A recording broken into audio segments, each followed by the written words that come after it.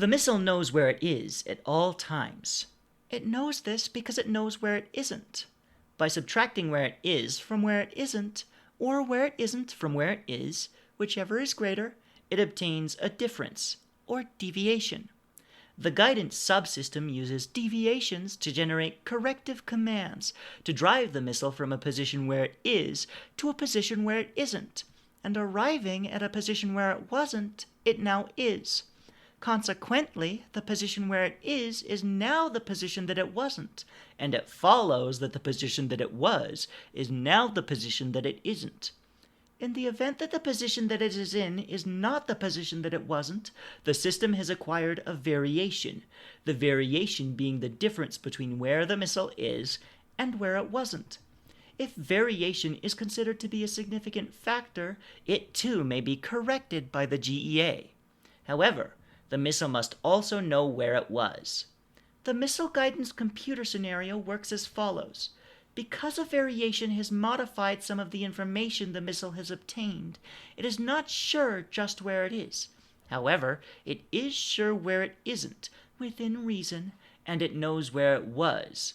It now subtracts where it should be from where it wasn't, or vice versa, and by differentiating this from the algebraic sum of where it shouldn't be and where it was, it is able to obtain the deviation and its variation, which is called error.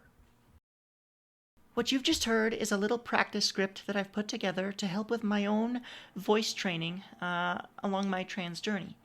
I've highlighted some parts of the script pink and some of the other parts blue, and then, I switch between my girl voice and my boy voice whenever the situation calls for it. Then you see I've got some nasty little bits and pieces here and there. Variation, in particular, is a really tough word in some spots because it's so dastardly fast. The worst one is where it goes, if variation is considered to be a significant factor, so many of my retakes were from that one line alone.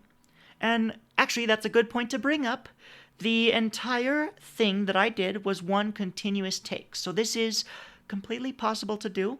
If you want to try it out for yourself, I've got the Google Doc linked in the description with 3 different levels of difficulty, and you can try rising along the scale and see how you get.